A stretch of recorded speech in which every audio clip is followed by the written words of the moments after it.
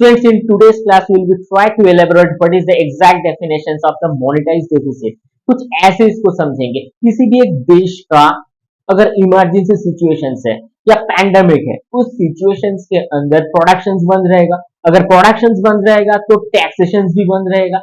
अब इस समय गवर्नमेंट के ट्रेजर में बिल्कुल पैसा नहीं होगा। अब गवर्नमेंट इकोनॉमी को बूस्टअप करने के लिए एक अपना जो ट्रेजरी बिल है, जिसको बॉन्ड बोला जाता है, इसको सिक्योरिटी के हिसाब से प्लेस करेगा आरबीआई के पास, राइट। अब आरबीआई उसके बिहाफ पे नोट छाप के मतलब प्रिंट करके लोन दे देगा सेंट्रल बैंक को। अब सेंट्रल बैंक ये पैसा लोगों में बटेगा, मतलब डिस्ट्रीब्यूट कर देगा। अब ये अगर ज्यादा होता है, इसको मॉनेटाइज डेफिसिट करने का एक टूल्स माना जाता है। ये अगर ज्यादा डिस्ट्रीब्यूट होगा तो लोगों के हाथ में ज्यादा पैसा आएगा। ज्यादा पैसा आने में इन्फ्लेशन बढ़ेगा, मतलब महंगाई बढ़ेगा।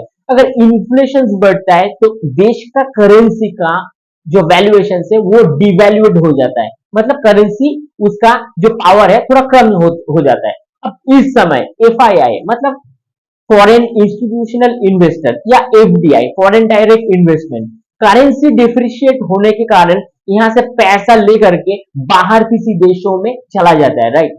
अब इस सिचुएशंस में कंजम्पशन कम करना पड़ता है फिर से, यानी कि कंजम्पशन अगर फिर से कम होगा तो लोगों के पास से जो एक्स्ट्रा पैसा है वो गवर्नमेंट के पास फिर से चला जाएगा। अब इस सिचुएशंस को धीरे धीरे और मोनेटाइज करी जाएगी। अब मोनेटाइज करने के बाद फिर से लोगों के पास कंजम्पशन आएगा, मतलब लोगों के हाथ में पैसा जाएगा।